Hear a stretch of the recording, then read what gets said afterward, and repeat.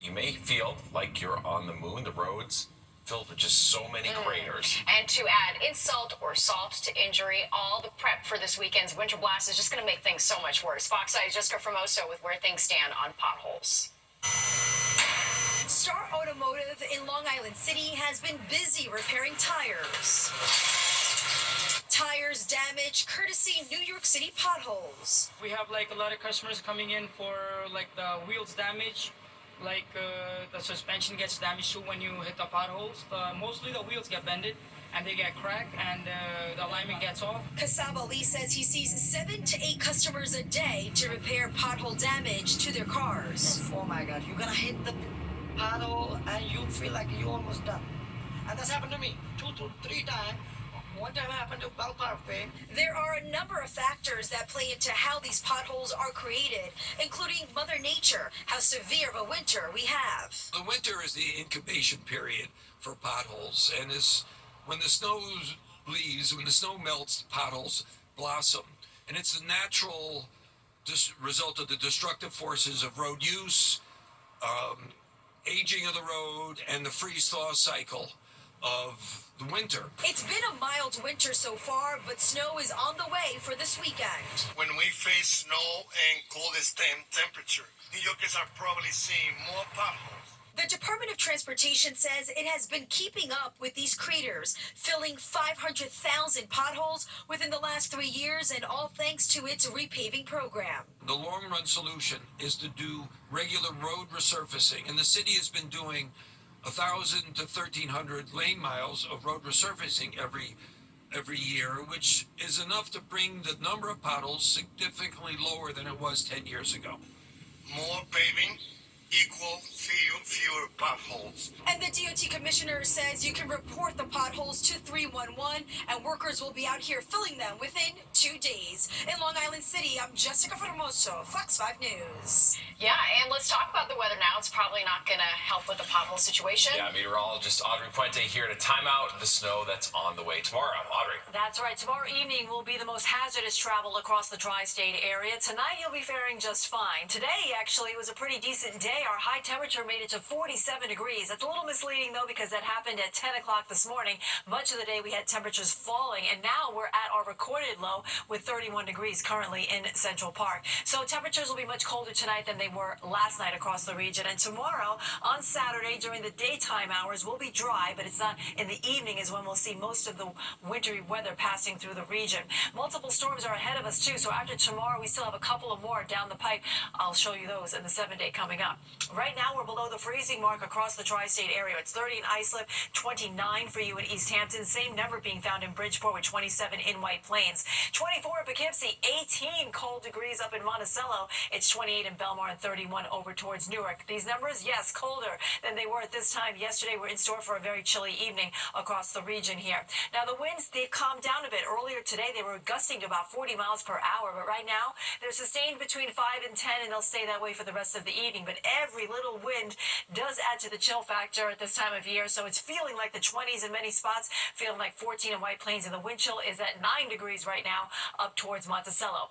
Now, not much is happening on the radar at the moment. In fact, we have mostly clear skies, and we'll have dry weather for the rest of the evening. Tomorrow, we'll start out with some filtered sunshine and dry weather, but in the late afternoon into the early evening, that's when we'll see the snow, sleet, and rainmaker head into the tri-state area. Currently, we have this area of low pressure that's helping to produce snow across the northern plains, moving into the western Great Lakes. There's also some moisture here in the Tennessee Valley. That's coming up from the Gulf of Mexico. As this high pressure center moves out to the east, it's going to allow those two areas to reach our area, and that's when we'll have our wintry precipitation invading the tri-state region here. So as we go through the overnight, mostly clear skies. Tomorrow, catch that sun early. The clouds will quickly race in here ahead of the storm system. We'll start off with an icy mix across central and southern New Jersey. We're also expecting the lightest snowfall amounts there because temperatures will be just a little bit too warm. But off to the north, we have a cold air mass dropping down from Canada. That's going to change the precipitation over to snow by tomorrow night. And tomorrow night, it will come down at a pretty good clip, possibly 1 to 2 inches per hour.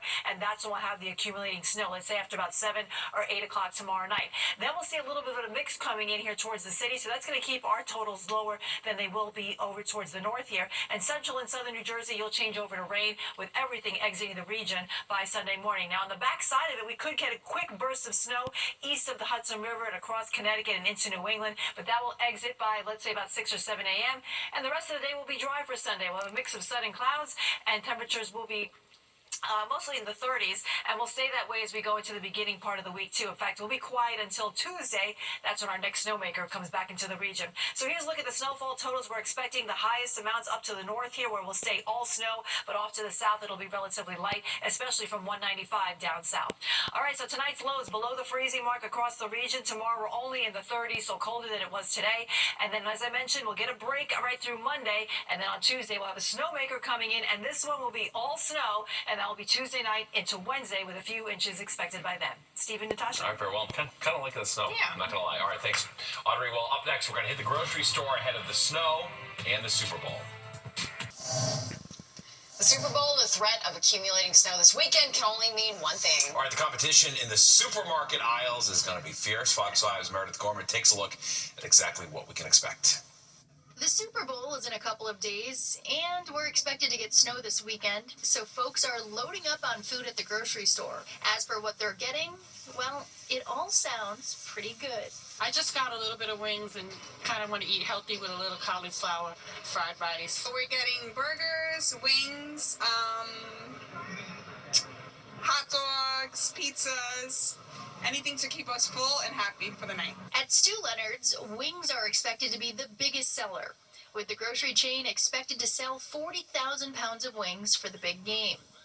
At this store in Yonkers, they tell us prices are pretty much the same for everything Super Bowl food related as last year, besides avocados becoming more expensive. And yes, we do have some inclement snowy weather heading our way before Sunday, but shoppers say they plan on watching the game from the comfort of their homes. We're just excited to be home, eating shakshuka with my two best friends.